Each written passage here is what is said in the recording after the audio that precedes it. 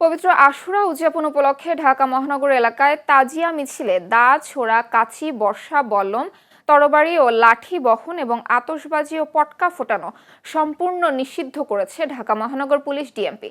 এ উপলক্ষে আজ পুরান ঢাকার ঐতিহাসিক হোসাইনী দালাল ইমামবাড়ায় আয়োজিত মিডিয়া ব্রিফিংয়ে সার্বিক নিরাপত্তা পরিস্থিতি তুলে ধরেন DMP commissioner Moseley Uddin Ahmed.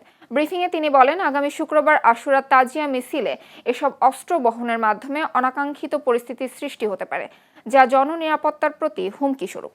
তাই তাজিয়া মিছিলের নির্ধারিত রুটে পর্যাপ্ত সংখ্যক পুলিশ সদস্য মোতায়েনের পাশাপাশি সাদা পোশাকে গোয়েন্দা নজরদারি, সিসিটিভি পর্যবেক্ষণ এবং প্রয়োজনীয় নিরাপত্তা তল্লাশির ব্যবস্থা রাখা হয়েছে। ধর্মীয় সম্প্রীতি ও ভাব গাম্ভীর্য বজায় রেখে আশুরার কর্মসূচি পালনে সংশ্লিষ্ট সকলকে দায়িত্বশীল ভূমিকা পালনের আহ্বান জানান ডিএমপি কমিশনার। হোসাইনী দালান ইমামবাড়া, আঞ্জুমান হায়দারি, বড় কাটারা ইমামবাড়া, শিয়া মসজিদ, বিবিকা রওজা, মিরপুর এবং মোহাম্মদপুরের বিহারি ক্যাম্প সহ সমস্ত গুরুত্বপূর্ণ ধর্মীয় স্থানসমূহকে পুলিশের বিশেষ নজরদারিতে রাখা।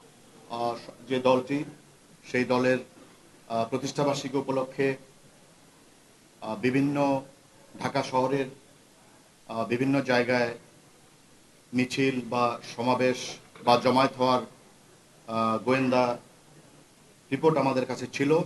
সেই অনুযায়ী আমরা বাইরে থেকে যাতে কেউ ঢাকা শহরে প্রবেশ করে এই ধরনের নাশকতা বা কোনো ধরনের মিছিল বা সমাবেশ বা জমায়েত হতে না পারে, এই জন্য আমাদের নজরদারি অব্যাহত।